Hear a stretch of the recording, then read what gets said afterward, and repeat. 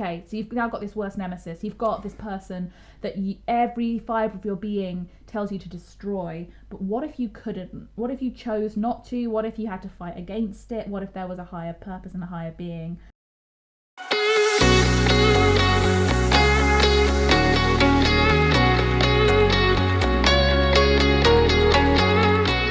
Hello, welcome to another episode of Beneath the Page, the podcast about books and the writers behind them. I'm Sophie Beal. And I'm Steve Couch, and we're joined today by Hannah Kingsley, who is a Sunday Times best-selling author.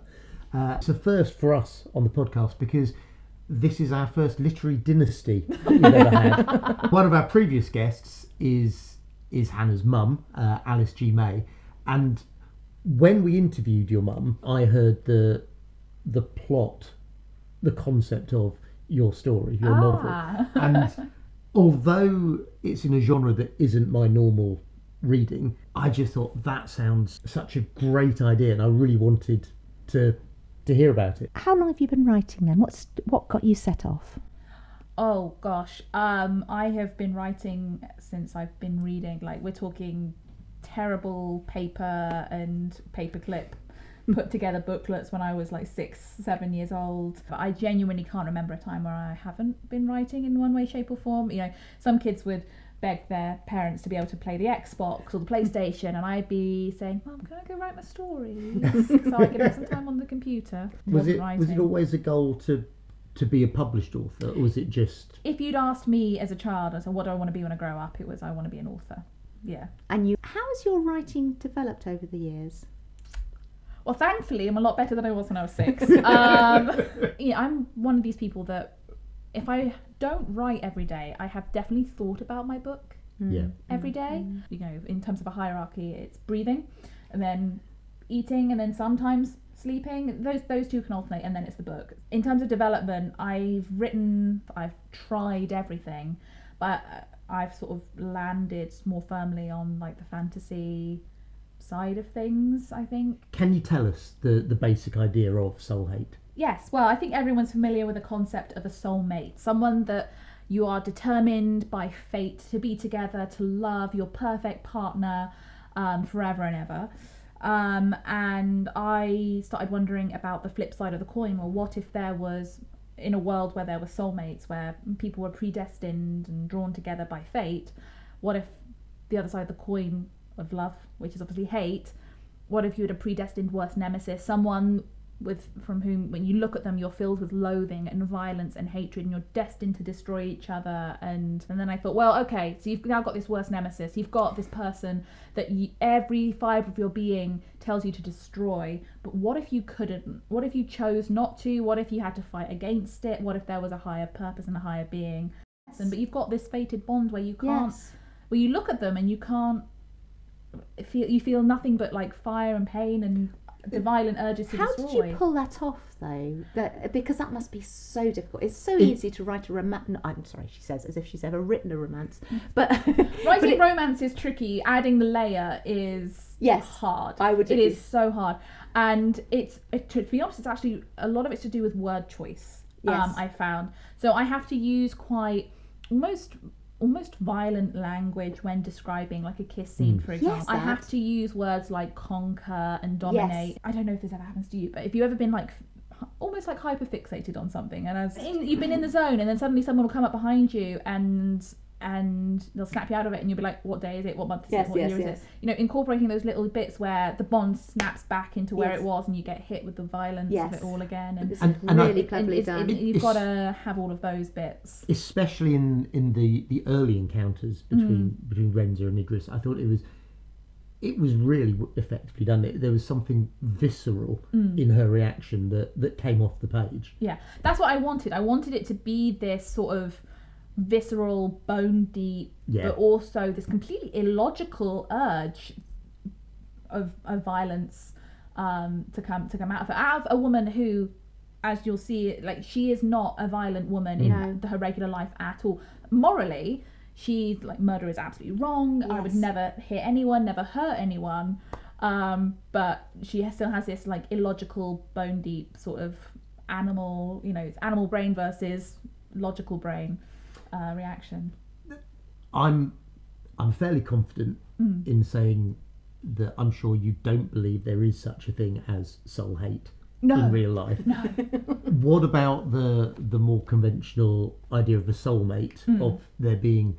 I think soulmates in this world are forged, not found. I think they require work. I think anybody could be your soulmate, but you have to put in the work, you have to make the right choices, you have to put in the any relationship is what you make it. And I think in this world and in this life, I've seen examples of soulmates, but they don't necessarily have to be your romantic partner. I know of there are two very good friends of mine who have been together through thick and thin. They've been through every breakup, every job loss, every house move, and it's completely platonic. But I know that those two are two people that will be together forever and ever and ever, and it's wonderful. So I do think soulmates exist in this world, but I don't think they're found in quite the same way. I think they're forged. So. Yes, that makes sense. We're too busy agreeing to have an interesting riposte to that one. I really liked the way, I don't think I'll be alone in this, the way that Idris, who's her soul hate, Yes. You did make him a villain. You made him, he's a really good guy that she just hates. Yes, but that was the point. I wanted to make him a really, really good guy that is doing all the right things, making all the right choices, to highlight the illogical nature of the bond and the things that she thinks at the beginning is like, oh yeah, because I hate him, he must be bad. I had to make Idris doing all the right things and being a good guy to highlight how random, I guess you could call it, like what the power of what fate was doing. Because the minute she leaves him, she's clear of his influence and she's thinking logically. She's like, yeah, he's all right. That was fine. You know, he was doing all the right things, saying all the right things. He's solid. Yes. But because if you didn't have this soul hate, there wouldn't be any conflict, would there? He would clearly be the right person for her. That's the question. I because obviously spoilers, but obviously because of Idris's background and what occurred to give him his background. Yes. It wouldn't have happened without her being his soul hate. That's true. And would he be the same person? Instead, he would have grown up in Halise, would have seen Renza all the time, and would he have been the same person? That is very true. So I don't. This is why it's good to discuss with the author. It's a real. I really thought about this. Yes. I was like, well, who would he be? What is the purpose? Because obviously one of the big things that goes through the book is the concept of fate having a great plan. Yes. Which comes up a lot more in book 2 and book 3. But the idea that fate is these bonds mean something, or they're giving orders or whatever. So I was like, well, what is the point of the bond at this point? I was like, well, maybe that was it. Maybe it was a steering in another way. So. Okay, we're gonna come back to the idea of fate. Yeah. Yes. We have questions for you about that. We do. Thinking about the genre. Yes. It's a fantasy. Yes. But it's not wizards and magic. No, it's not a high fantasy. It's characters who are recognisable as being people like us. How did you feel at putting Renza into a world so different to ours but recognisable? How did that enable you to address real life concerns that your readers would identify with? When I was building Halise, I was realising that this, it's going to be a fight to save the city, a fight to save the place they live. I really wanted to build a place that I wanted to live. Now, fantasy books have been fantastic. I've read a load of them, but there are lots of fantasy books that I'd read, I think particularly just before writing Soulmate. I would not want to live there. They've either got a plague or a war or a dominant species, or else. I don't want to write somewhere I actually want to live.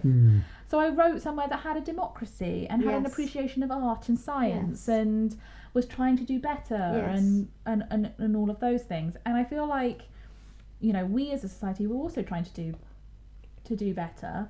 So putting Renza into that place where she is also trying to do better and everyone's trying to do their bit. They're trying to do their best. Yes. I feel like that's something that we in this world are trying to do as well, regardless of what the topic or the problem or the issue is. Everyone is just trying to do their best. Yes. And I like that, even though people can approach a problem from a different, have a different way of wanting to solve the same problem. I Highlighting liked everyone that. trying to do their best. Everybody's particularly the politicians' respect for each other. I like that. Obviously, Yes. It doesn't last, but Yeah, I think that's one of the things that comes up again and again is the respect that even when they're fierce rivals, they still have a deep rooted respect, and like we disagree on how we're going to solve the problem the city is facing, but we deeply respect that everyone is trying to work towards the same goal. I really enjoyed Elise. It felt like a very well developed setting. To me, it felt like the equivalent of a Renaissance city-state. That was exactly what I was going for. Brilliant. Exactly what I was going for. So I'm glad you got it. and I loved the, as we just talked about, the quite complex political ecosystem that was there, which felt real and it had depth. Yes. I mean, how did you go about establishing all that? How in your world building? Yes. How do you get something that felt so organic and developed and real? So the first thing is I realised I didn't want a monarchy because mostly because I was bored of monarchies. Again, I'd read a lot of fantasy books before this where they had monarchy systems, and monarchies are interesting. Don't get me wrong. You can absolutely write an interesting monarchy, but I wanted to see a different power structure and a different power system. And again, like I said, I wanted Elise to be a place I wanted to live, and I wanted to live in a world where there was a democracy. So I was like, okay, so what are we doing? So what do we got that's kind of a precursor to a democracy? You've got an independent city-state with a bit of land around it that's rich off of trade, and so I had to really think about how this city would stand on its own, how it became rich, how that would influence the areas where there were power, so food and commerce and religion. And then I thought, okay, how are they going to have their say? And it was like, so we're going to have these seats and elections and sort of built up around where in a city of that nature what the needs were, so where the power was. That was kind of how I sort of pulled it all together. Yes. So Romantasy is a huge genre right now. It's all the rage. What is it about Romantasy that appeals to you as a writer?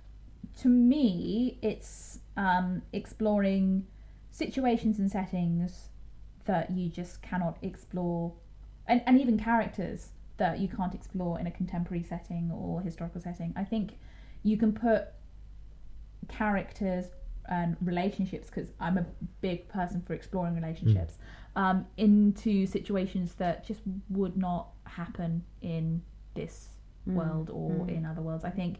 And you can make it, I think you can make it thematic with the setting. Like the setting becomes a character in and of itself. You can have political structures and systems and characters, and I think you can explore a lot of ideas a little bit more flexibly when you're able to build the world around it. Yes, and people don't have preconceptions. Well, exactly. You know, I mean, in the world that I've set up with Elise, there are no dragons, for example. But if you wanted to write a book with dragons, you have to sit down and go, okay, well, how would that actually affect the world? Yes. Oh, actually, suddenly, what's it like if, I don't know, the dragon was a tyrant, or what if the dragon was akin to a god, or and you get to put your characters in situations where you're like, this would never happen in the real world. It's a combination of almost science as well as art. Yes, you have to. One of the things about writing any world building, particularly for fantasy, and you're introducing this element of magic, you have to be like, well, what's the knock-on effect here? Yes. What is as people interact with this magic, what is happening as the end result? You start the book with a prologue that gives the mythology of how the whole soul hate thing comes about. But then the first chapter proper has, I thought, such an arresting opening line as an introduction to Renza. I thought it was brilliant. Are you going to tell us what it is? I am. I was building to that. I've got it written down and everything. The opening line is, "I'm Renzo de Manieri, and Father Fate is a sick, twisted god. I don't think he likes me much either." That's very good. And that establishes so much straight away. Now, I got the impression when I was reading it that it's the idea of fate and destiny and our outcomes being taken out of our hands. That's what you had in the crosshairs, rather than religion per se. So there's two elements of it, definitely. Yeah. So that was one of the things I wanted to examine is it fate? Is it out of our hands? Or is it just the consequences of your actions? Yes. Definitely a conversation, and particularly in book 2, not to spoil too much, that is something that becomes very obvious and very forefront. Is it fate? Or is it just the consequence? Or have your actions and your choices had consequences? That's very interesting. And you're trying to place the blame on that on somewhere else. What about religion more generally? I mean, the Holy States is very much the vehicle in the book for the view that fate controls everything. Yes. So and that's the equivalent of the church. But was it just that was the right vehicle for that concept, or were you saying something broader about religion itself? So I should start this. I'm a Christian. Okay. So I obviously I have a faith. But I think it was more just the Holy States came up a bit inspired by the ancient Holy Roman Empire, and how that was controlled by a pope, which is, it's not a particularly clever reimagining with the Holy Mother and the Holy States. And if anything, I think, again, it comes a bit clearer where I separate a faith from a church, if that makes sense. Yes. A church is a power structure that can be just as corrupt as any other power structure, but that doesn't mean that the faith is wrong. And this is something that we'll go into detail in a little bit, book 2. It's not the main focus of any of the book, but it's a little thread that's woven in that the faith and the church are two different things. And the Holy States really came about because I started thinking about, okay, you have a world where soul mates and soul hates exist. Yes. So who made that? Someone is going to come up with some mythology. Like if you think back to it, in this world, we have mythology about the seasons. We have mythology about the moon. We have mythology about the aurora borealis. So if you've got something so powerful and that comes up so often in people's lives, that's going to inspire mythology, which is going to inspire faith, which is going to inspire religion. And if it's anything like this world where humans are, where there is faith, there is power, and where there is power, there is the ability for corruption and things like that. So I realised, that's where naturally it probably would lead to a form of power. And then I took a little bit of inspiration. Okay, what if the church itself was a ruling power like anything else? So families play a really important part in the book, both in terms of politics and political alliances, but also in the more sort of domestic side of things. What does family mean to Renza, would you say? Her immediate family is her world. Her father and her sister mean everything to her. She is in that sense, she's a very family-oriented person. Go wider than that, it's definitely different because her family has a bit of a reputation across the independent. They have earned that reputation. So the wider family, she very much sees as almost a threat, I would say. They're very active in the political side of the world, but not in Halise. But they are forces in their own rights with their own banks in their own places. Some of them are political, some of them aren't. There's a lot of infighting amongst the wider Menaries, a lot of scrabbling. It's quite true to life, though. I mean, not necessarily your family. But no, that's what I'm saying. Yeah, we know your mother. We can understand. No. Very much not my family. I should clearly say that. But it's family are the people that are chosen by their action. So she would much rather see her friends as her family than necessarily anyone who shares her name. Because as far as Renza is concerned, it's all determined by action and showing up and honouring your promises and those sorts of things, rather than anyone who shares blood with her. and she's very committed to establishing herself independently, Yes. as well as embracing the family. She loves her family in their legacy, particularly her father and her grandfather before her. She's like, they have grand legacies, but I don't want to just get where I'm going through nepotism. I don't want to be... I'm not here just because I am a Maneri. I am not doing these things or supporting my father just because he is my father. I'm doing them because I believe in them. I'm doing this under my own steam. I'm doing, family name has helped me. She will always acknowledge the privilege that comes with her family name and the wealth and the fame that comes with it. But she's also saying, but I also deserve to be here. And establishing that. It's a very woman-friendly world, and there's no friction between particularly the younger women and their goals. Yes. No, I wanted to write a world without sexism and all those other things. Again, a place I'd want to live. Yes. So we don't have things like sexism or racism there, it just wasn't something that I wanted to write into this world. That they have enough going on. And people meeting someone for the first time and wanting to kill them. Well, exactly. There's enough othering going on, and they still have their problems. Don't get me wrong. I'm not going to try and paint it as a utopia, but I just wasn't interested in writing along those themes. But for the women, I really, really wanted, and it's one of the things I'm really passionate about, is writing women being strong and succeeding in their fields, but they're strong because of their interest in their field. So they're not necessarily strong because they can wield a sword 7 ways from Sunday. Those women are fantastic, don't get me wrong, but there are so many ways for women to demonstrate strength and brilliance and success. It's so true. You don't have We don't have to pretend to be men.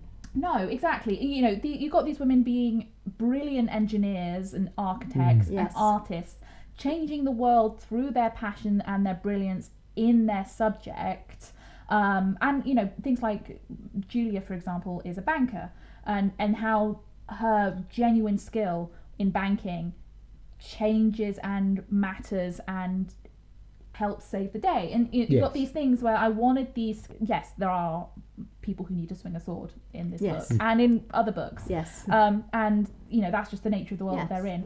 But There's I didn't want token sword waving. Yes, and it becomes what I wanted to demonstrate the value of these skills and also women succeeding in them, because a woman engineer is a strong woman, and a woman artist is valuable and can save her city and contribute to her city as much as anybody else. And as the man in this conversation, sorry, sorry, but I did. I mean, I got all that in the book. I got that these are strong women, and quite right too. But there was no sense of that being at the expense of the men being affirmed and strong men. Exactly. It was a balanced society. It was exactly it. It was just a case of there's a woman engineer in the book, and this is a group of girlfriends. Yes. As many girls have girlfriends, the main characters are girls, but there are plenty of male engineers and male architects and male artists out there, all in the same esteem within the garden. There's no friction between the sexes in this world. And you've mentioned the garden, which is something I wanted to ask about. I love the garden. Thank you. I love the garden. Well, what I love, it's clear that Renza's very proud of the garden, and that's something that she shares with her dad. And it's a centre of the arts and creativity and science and engineering, and what Renza's dad describes as the accomplishments of the mind, which I thought was a great phrase. But what do those things mean to you? I have a chemistry degree, where I had a little bit of a focus on quantum mech, and I also love books and I do art. So I have these two parts of myself, and I love them completely. Problem solving like that requires creativity that I think is not necessarily always as celebrated as I think it should be. Because and being able to mould the world and physics and stuff to what we need it to do, there's an art in that. There is a brilliance in that. And again, I think on the art side of things, people can be a bit dismissive of it. Skill that it takes, or actually the value that it adds. I think because we are so surrounded by art nowadays, in all its forms, whether it's paintings or books or music or whatever it is, I think maybe people forget that there's a world where people would never see a painting in their life. They would never I think get to hear music. In recent in recent years in the education system, there's arguably been a devaluing of that. Yeah, exactly. And I think it's you know, I personally love both. I think both are essential. Yes. We cannot say that one is better or more important than the other, because that's not true.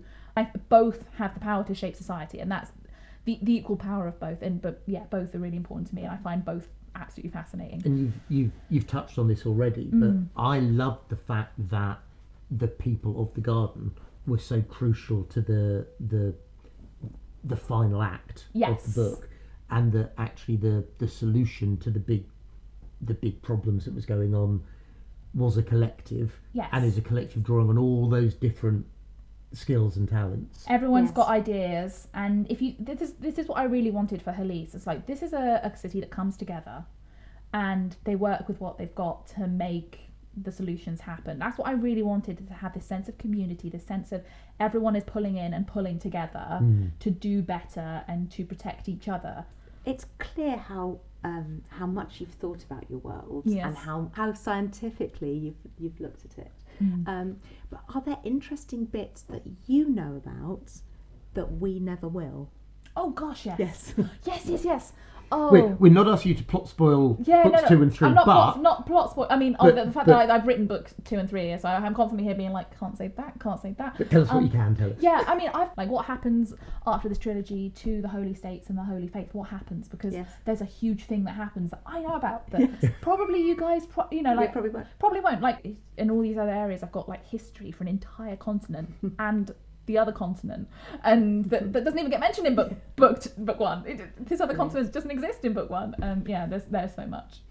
Fabulous. I bought my copy of Soul Hate from you at the Bournemouth Writing Festival, and my copy has rather beautiful sprayed edge design down the side of the spec. So I run a luxury sprayed edge and special edition book business, and I sell and customise special edition books. So the way that some people will flip houses, I can flip a book.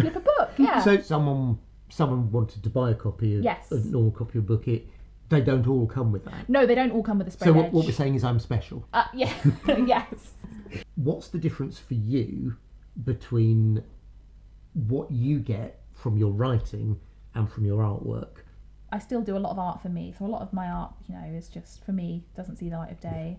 It can be quite relaxing, unless I'm really late on the commission deadline. But yeah, I think it's expressing creativity in a different way. I get to look at, and you'll see this in my writing. I think you can tell I'm an artist in my writing, particularly in some of my later work, because I get to look at things differently, look at objects differently, and when I'm writing, the mind is very focused on what I'm writing. But not on my life, because it can't, because I've got to be thinking about what I'm doing. So there's a very escapism style thing in my writing. In my art, my mind can be doing anything it wants. It can be wildly spinning out a new book idea sometimes. Sometimes it can be thinking about what I'm going to cook for dinner. And sometimes it can just be like a very peaceful, meditative, almost, because I don't have to even think about anything. So it sounds like there are more books. So it's just a trilogy at the moment. I'm only contracted for the trilogy for Soul, Hate, and then books 2 and 3, which have got working titles that have been written. They're all in the editing process at the moment. I don't have any pub dates for them, but they will be coming out at some point, hopefully next year. And I know that the cover design process is underway for them as well. So hopefully we're going back to the same lovely lady that did this cover design, which I love so much. With you being an artist, how involved are you in the cover design? So are you a pain? I felt like a pain. So they asked me if I had any like Pinterest boards for the world or things to put stuff together, and I did. So I sent it across, and then they said, "Oh, we're going to get Keely McMorris to do your cover," and I think I just about passed out because I love her. She did the covers for Rebecca Ross's Divine Rivals, which is one of my favourite all-time books. Incredible. And I was like, oh my god, we're going to have the same cover designer Rebecca Ross, and so it was incredible. And then they sent me the black and whites, where they sent 3 different mock-ups of what we could do after she'd read the book. Keely was very sweet. She's like, oh, I loved it. I was like, oh my god, people are reading it. And she sent 3 different mock-ups. We had the sort of black and white sketch version of that obviously the publisher went with, and said we're going to go with that one. But yeah, so then they sent that through, and they sent it through in colour, and I was like, I don't know the background colour. Can we try this colour? Can we try that colour? Can we try this colour? Yeah. And I think they mocked up like 8 different colours for me. I mean, in batches of 4 each time, and then I was like, no, you were right the first time, ignore me, forget me. Yes. And the thing is, I've been there for books 2 and 3, for example. They're saying, do you have any ideas for poses, because they want to keep the couple on the cover. Yes. And I was like, oh yes, here are my ideas, and they're like, cool. And I have no idea if they'll take them or not, but it's nice they ask. Yes. And they will take it into consideration, and if I'm like, oh, I'm not sure, they go, okay, that's fine. And they'll talk to me about it, and so it's a really nice collaborative process. That is very nice, because I would imagine it'd be really frustrating if you didn't have any input as an artist. Fabulous. Thank you, so Hannah, much, for being such a great guest. Presumably people can get your books wherever they normally get books. Yeah, I was about to say they are available online, audiobooks, ebooks. Sounds like from the front of Waterstones. Yes. and would you again like to tell people where they can find you online? So you can get me on Instagram or TikTok at Kingdom Book Designs or at Hannah Kingsley Author. You can get me on my website, which is hannahkingsley.com, or on my special edition book website, which is kingdombookdesigns.com. So Brilliant. I'm all over the place. Brilliant. And we'll put links in the show notes. So people should be able to find you. Thank you so much. Yes, thank you. So lovely. Thank you for having me. It's been so lovely. I can say without doubt you're our favourite second generation author that we've had on the podcast.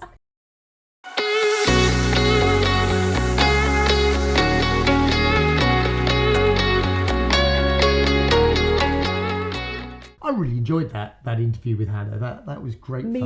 Me too. I must admit, as I've said before, that was my first toe in the water of reading a romantasy novel, and I really enjoyed it. I thought it was great.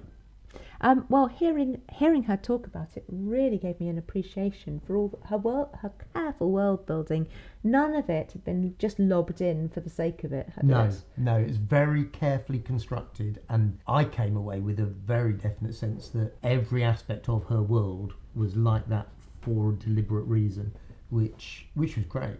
Do check out our previous episodes if you haven't already. And we'll see you in 2 weeks' time. Thank you very much. Goodbye. Bye.